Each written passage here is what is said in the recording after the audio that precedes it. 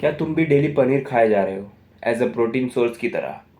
But क्या पता तुम एक प्लास्टिक को चबाते हो, तुम एक प्लास्टिक को खा रहे हो, एक डुप्लीकेट एडल्ट्रेट पनीर खा रहे हो। क्योंकि मार्केट में आ चुके हैं बहुत सारे पनीर, पनीर की वैरायटीज़, जो कि है एडल्ट्रेट पनीर हो चुका है, एंड तुम्हारा हो गया एनालॉग पनीर, एंड एक नॉर्मल पनीर जो कि बनता है हमारा मिल्क एंड नींबू को मिलाकर। एंड जो तुम्हारा एडल्ट्रेट पनीर है, जो कि है एनालॉग पनीर, उसमें होते हैं बहुत सारे वेजिटेबल्स ऑयल जो भर दिए जाते हैं बस नाम के लिए, जो कि तुम्हारा बस नाम का पनीर रहेगा, लेकिन उसमें कुछ प्रोटीन के नाम पर रहेगा शून्य अंडा। कुछ भी उसमें प्रोटीन नहीं रहेगा, ना ही तुम्हारे लिए वो कुछ बेनिफिशियल रहेगा तुम्हारी बॉडी के लिए। उसमें भरा होगा बस vegetable oils and starch and बहुत सारे केमिकल्स, जो कि डिटर्जेंट भी है, कि तुम्हारे बॉडी में, तुम्हारे लीवर को, तुम्हारे डाइजेशन को इफ़ेक्ट करता है बहुत गंदी तरीके से। एंड तुम उससे ना तो कुछ प्रोटीन इंटेक कर पाओगे, ना कुछ बढ़ सकता है तुम्हारा, बस तुम नाम के लिए उसे खा सकते हो ऐसे कि मैं उसे खा रहा हूँ, लेकिन उसमें कुछ रहेगा नहीं। तो कभी भी कहीं भी अगर पनीर खा रहे हो तो बहुत संभल के और बहुत सोच समझ के खाना। तुम टेस्ट करके खा सकते हो, बट अगर तुम कहीं रेस्टोरेंट या कहीं बाहर कहीं और से खा रहे हो होटल से, तो तुम वहाँ टेस्ट नहीं कर सकते, क्योंकि तुम वहाँ जाकर ये सारे टेस्ट को परफॉर्म नहीं कर सकते। तो तीन चार कोई ऐसे टेस्ट है। तो पहला टेस्ट तुम कर सकते हो आयोडीन टेस्ट, जिसमें तुम पनीर के ऊपर आयोडीन डालोगे, अगर वो ब्लू हो गया तो समझ जाना कि वो एडल्ट्रेट है, एनालॉग पनीर है। एंड अगर नहीं हुआ तो कुछ केसेस में होता है कि उसमें कुछ स्टार्च मसाले जो होते हैं ग्रेवी, उसका भी हो जाता है यूजेस।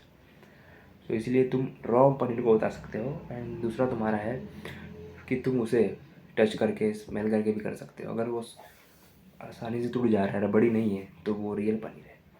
लेकिन अगर वहीं वो रबड़ की तरह है, लचीला है, तो वो डुप्लीकेट है।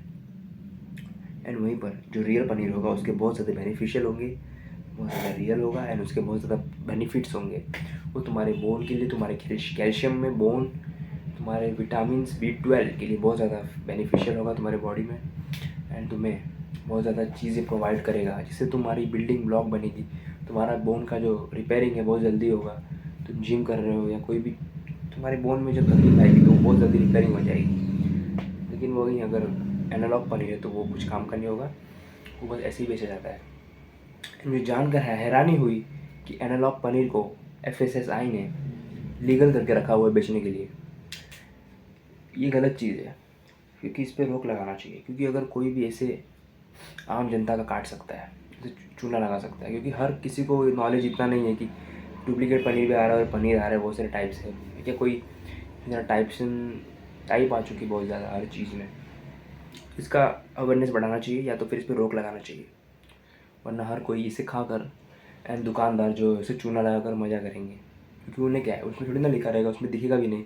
तुम जब इसे टेस्ट करोगे और जब खाओगे तो उसमें पता भी नहीं चलेगा। बस फ़र्क है इसके न्यूट्रिशन वैल्यू में एंड उसकी डेंजरसनेस में। बाकी सब सेम है दिखने में, सारी चीज़ों में सेम ही होगा, टेस्ट में भी। तो ये चूना लगाने का धंधा भी है। तो कहीं भी जाओ तो ये टेस्ट कर सकते हो परफॉर्म। एंड कहीं भी लोकल एरिया से कहीं भी मत खरीद लो। यहाँ पे तुम्हें ट्रस्टेड है, जहाँ पर FSSAI का मार्क है, वो चीज़ से लो। तुम अमूल का ले सकते हो, अमूल पैकेट वाला जो आता है वो ले सकते हो, या मदर डेयरी का ले सकते हो, या बहुत सारे ऐसे जो ब्रांडेड चीज़ें उनसे लो। या तो फिर अपना घर पे मस्त बनाओ देसी। क्योंकि पनीर अगर तुम खा रहे हो तो कम से कम थोड़ा ही खाओ, लेकिन अच्छी चीज़ें हो, उसमें नेचुरल हो, ना कि एडल्ट्रेट हो और एनालॉग पनीर हो। तो be safe and natural and अच्छी पनीर खाओ, एंड प्रोटीन इंटेक पूरा करो। प्रोटीन इंटेक के नाम पे तुम चूना लगाया जा रहा है, तुम्हें बर्बादी की ओर ले जाया जा रहा है, वीक मैन बन जाओगे। सो इसीलिए अच्छी चीज़ों को ही फॉलो अप करो एंड उसे ही खाओ। तो अगर वीडियो अच्छी लगी हो थोड़ी भी, तो लाइक एंड सब्सक्राइब कर देना, एंड शेयर भी कर देना। बाकी तुम्हारी मर्जी। एंड मिलते हैं अगली वीडियो में। Okay, tata bye bye. तो अगली टॉपिक का तुम्हें किस टॉपिक की वीडियो चाहिए तो भी बता देना, तो बनता रहेगा वीडियो। एंड अगर इस टॉपिक तुम्हें अच्छी लगी एंड तुम्हें कुछ सीखने मिला है, तो थैंक यू।